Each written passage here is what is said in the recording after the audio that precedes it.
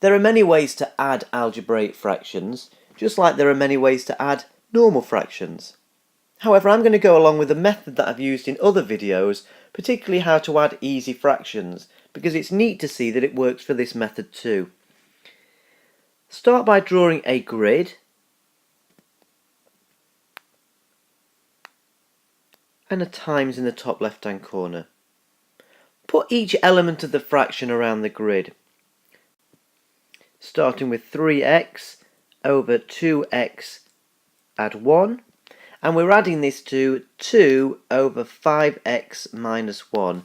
If you remember, the method we used on the other video just for adding normal fractions is we now multiply each element in the table. So first of all here I'm going to be multiplying 2 by 2x add 1.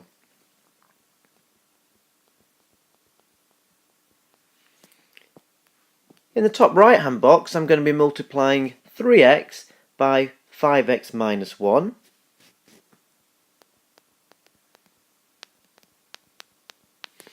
And finally in the bottom right corner I'm going to be multiplying 2x add 1 by 5x minus 1.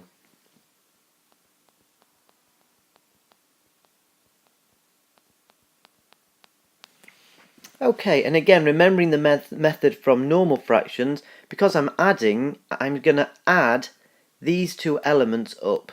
These will make my numerator, and this element will make my denominator.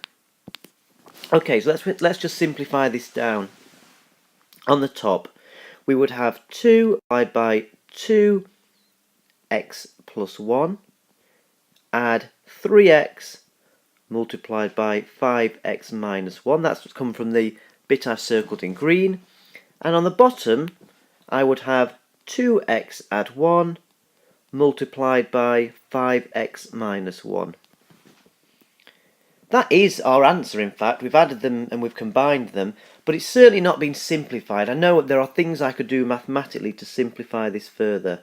I'm going to start by expanding out each of these sets of brackets, noting on the top it's 2 single brackets and on the bottom it's a double bracket. So on the top I end up with 4x add 2 plus 15x squared minus 3x. On the bottom I end up with 10x squared minus 2x add 5x minus 1. Again, I can neaten this up even further. Looking at the top, I've got 15x squared. In terms of the x's, 4x's take away 3x gives me 1x. And I've also got a 2. And on the bottom, we've got 10x squared minus 2x add 3x gives me minus 2x add 5x gives me plus 3x, and then minus 1. Very rarely there may be something I have to do at this point, for example factorising, but that is a very rare occasion and you'd be told to do that at this point. What we have done though here is we've added these fractions and we've combined them to make a single fraction. Have a go at that method or any other method to add these fractions, and pause now before you see the answer. Start by drawing your grid. Now fill in by multiplying each element above and across. Remember that we're going to be combining by adding these elements.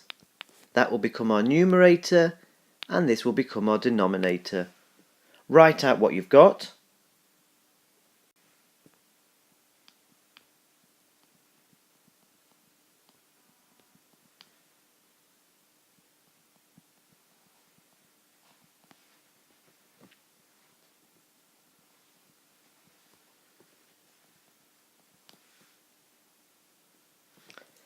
Now multiply out.